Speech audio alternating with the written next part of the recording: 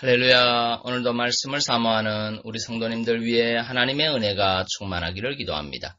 오늘의 성경 통독은 창세기 32장에서 34장까지의 말씀입니다. 오늘은 창세기 33장의 말씀을 통하여 성도는 온전한 순종과 헌신의 자리에까지 달려가야 합니다. 라는 말씀으로 은혜를 나누겠습니다. 오늘의 본문 창세기 33장 16절 17절 말씀입니다. 이날에 에서는 세일로 회정하고 야곱은 숫곳에 이르러 자기를 위하여 집을 짓고 짐승을 위하여 우릿간을 지은 고로 그 땅 이름을 숫곳이라 부르더라. 아멘. 창세기 33장은 밧단 아람에서 돌아온 야곱과 에서의 재회에 대한 기록입니다. 16절 17절에 보면 야곱은 극적으로 재회했던 에서와 헤어진 직후 야복강 북쪽에 위치한 숫곳으로 가서 집을 짓고 정착하였습니다. 아마도 야곱은 긴 여행과 에서와의 상봉을 앞두고 겪은 심적 고통으로 인해 지친 심신을 풀고자 했던 것 같습니다. 그리하여 18절에 보면 야곱은 얼마 후 마침내 숫곳 생활을 청산하고 가나안 땅에 입성하게 됩니다. 그런데 문제는 야곱이 하나님께서 지시하신 베델로 가지 아니하고 세겜으로 갔다고 하는 것입니다. 즉 야곱은 먼저 하나님의 명령을 지키기보다는 자신의 평안을 먼저 추구한 것입니다. 아마도 야곱은 가나안에 입성한 후에 하나님의 명령을 잊었던 것 같습니다.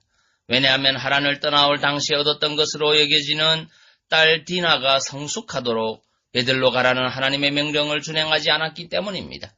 그러나 보십시오. 야곱이 하나님의 명령을 망각하고 준행하지 않은 결과가 무엇입니까?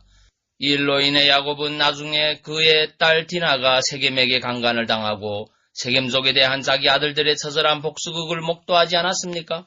그러므로 우리는 여기서 성도는 하나님의 말씀에 대해 온전한 순종의 자리에까지 쉬지 않고 달려가야 한다는 사실을 교훈받게 됩니다.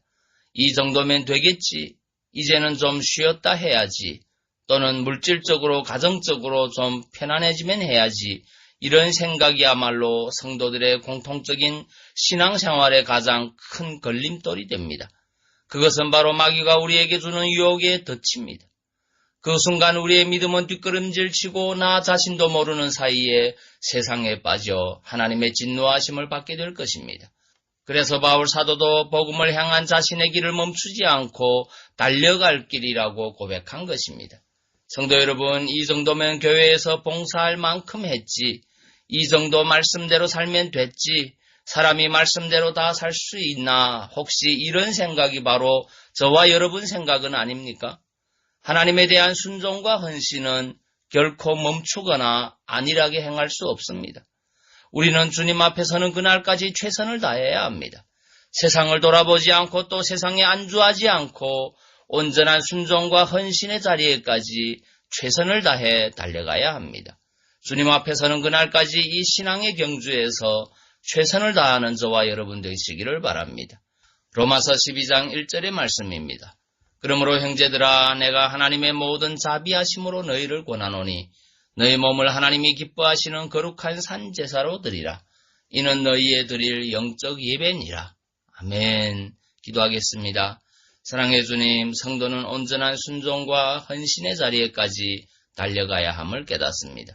신앙생활에서 안주하지 않게 하시고 하나님 나라 가는 그날까지 최선을 다하는 믿음의 성도들에게 인도하여 주옵소서. 예수님 이름으로 기도하옵나이다. 아멘.